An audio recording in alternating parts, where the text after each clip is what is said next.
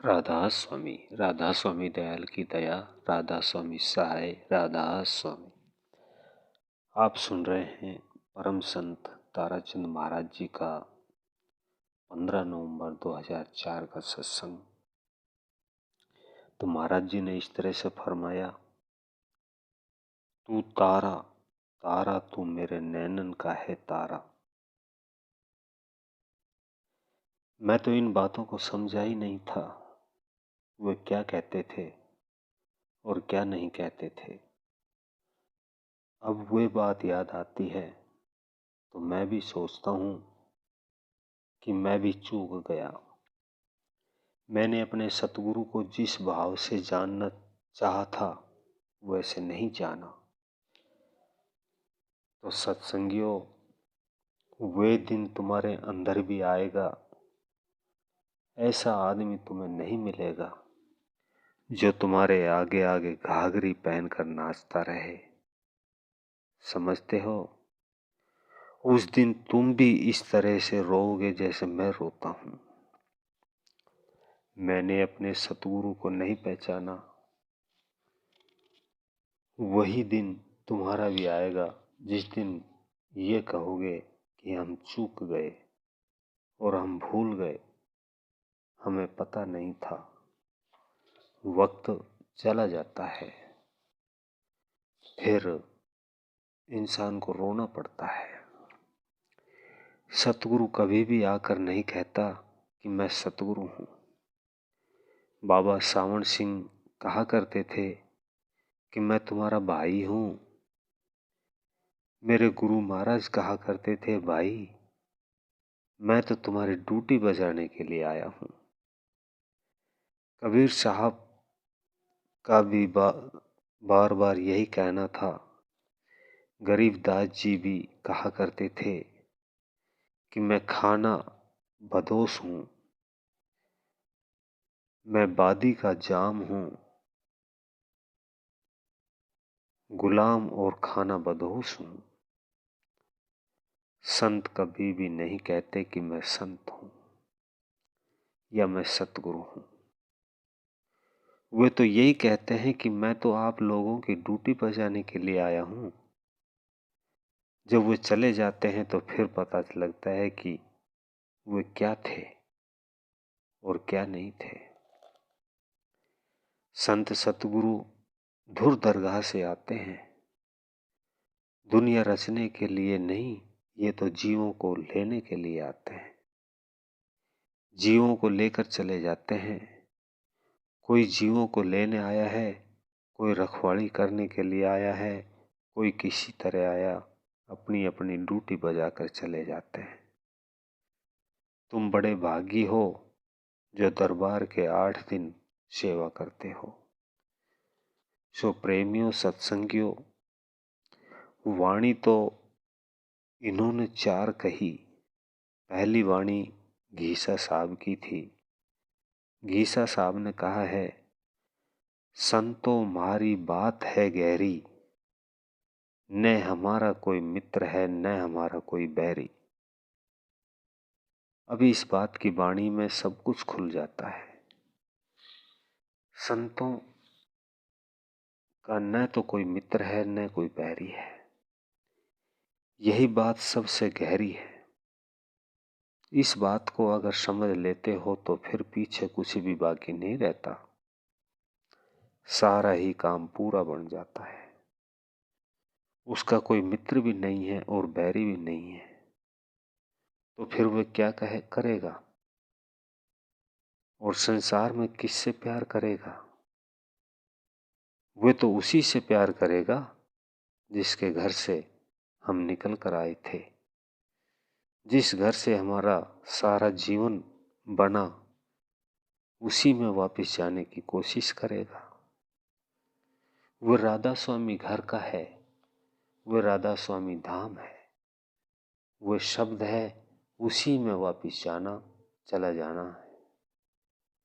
सो संतों का न तो कोई मीत है और न कोई बैरी है। आपने ये बातें और भी कई बार सुनी होगी। कितनी ही बातें होती है, उनका कौन मित्र है और कौन बैरी है। वो बैरी को भी आशीर्वाद देते हैं तो मित्र को भी आशीर्वाद देते हैं। वो बैरी का भी उद्धार करते हैं तो मित्र का भी उद्धार करते हैं। उनके तो दोनों ही मित्र हैं। आपने शब्द सुना होगा, निंदक नेड़े राखिए, निंदक ना जा दूर, जैसे बिष्टा गांव का साफ करता है सूर। निंदक मेरा मत मरो, जियो आदि जुगादी, हम तो ये पद पाइया निंदक के प्रताप। निंदक की महिमा बड़ी भारी है। संत कहते हैं कि मेरा निंदक कभी न मरे। अगर उनके दिल में विरोध होता तो वे अपने निंदक को श्राप देते, बुरा बोलते और कुछ कहते नहीं। वे तो कहते हैं ये बेचारा चेताने के लिए आया है अपने मित्र को। मेरे महाराज जी एक मिसाल दिया करते थे। एक बार बाबा जी के 2-4 चेले थे। कुछ और आदमी उस बाबा जी को अनाप शनाप बोलते थे। वे बाबा जी उनको अपने चेलों से ज्यादा प्रसाद दिया करते थे। वे सोचने लगे कि बाबा जी हमारी इतनी कदर करता है और हम इसकी निंदा करते हैं, सो हम तो जुल्मी हैं, हम इनकी कभी निंदा नहीं करेंगे। उन्होंने निंदा न करने का नेम कर लिया कि कभी भी बाबा जी की बुराई नहीं करेंगे। दूसरे दिन जब वह निंदक महात्मा जी के पास गए तो महात्मा जी के पास रहते थे, उन्हीं की तरह थोड़ा थोड़ा प्रसाद दिया।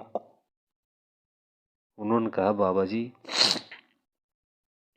बात क्या है। जब हम आपकी बुराई करते थे उस वक्त तो आप ज्यादा प्रसाद दिया करते थे,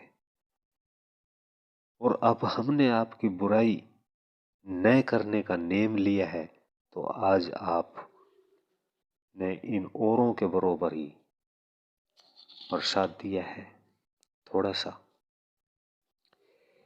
महाराज जी ने कहा कि भाई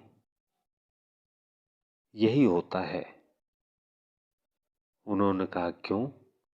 महाराज जी ने कहा कमाऊ पूत सबको प्यारा लगता है। आप मेरे कमाऊ नहीं रहे, इन्हीं से जैसे हो गए, इन्हीं जैसे हो गए। आप समझते हो कि जो निंदा करते हैं उनको संत कमाऊ कहते हैं। मोहम्मद साहब कहते हैं अगर मैं निंदा करूं तो मैं अपनी माँ की ही कर लूं तो अच्छा है, क्योंकि मेरी माँ के पाप तो कट जाएंगे। सो निंदा करो तो अपनी करो और बड़ाई करो तो सतगुरु की करो। सो निंदा तो एक गंदा कुर्डी का कूड़ा होता है,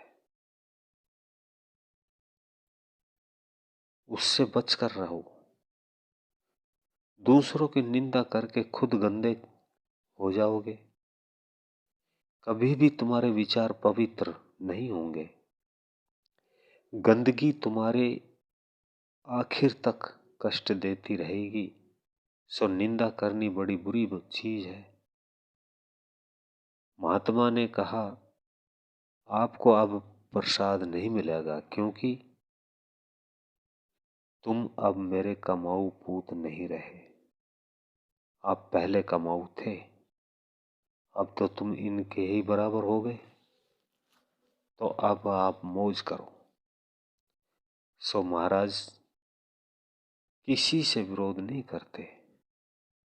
जो उनको घटिया बोलता है उनको भी कहते हैं कि आइए बैठिए, प्यार करते हैं, क्योंकि वे जानते हैं कि इनके दोनों के अंदर परमात्मा है। एक के ऊपर पर्दे पड़े हुए हैं जो सतगुरु को पहचान नहीं लेता, और उसके पर्दे उतर जाते हैं तो ये पर्दे तीनों युगों से पड़ते आ रहे हैं। ये पर्दे मल विक्षेप और आवरण के हैं। उन पर्दों को दूर करने के लिए कौन सा यत्न है? वह एक नाम ही है। वह बड़ी ऊंची दौलत है। नाम से कोटि जन्मों के पाप कट जाते हैं। मैं 3 महात्माओं की बात बताऊंगा। एक कहता है, राम नाम का लेत ही होत पाप का नाश, जो चिंगारी आग की पड़े पुरानी घास। ये तुलसी साहब ने कहा है, हजारों मन घास के ढेर पर अगर छोटी सी चिंगारी आग की पड़ जाती है तो उसे सुहा कर देती है। इतना भारी राम का नाम है। वह राम कौन सा था?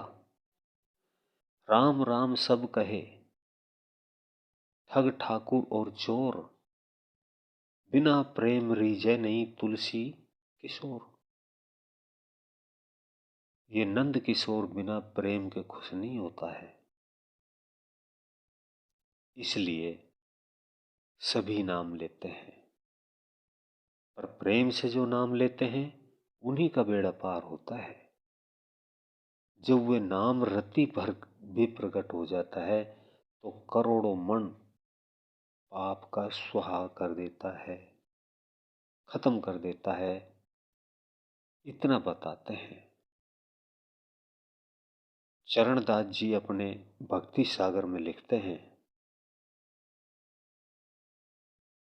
नारी हत्या, बालक हत्या, ब्रह्म हत्या जो होए, एक बार मुख से नाम निकसे, सब पातक डारे धोए।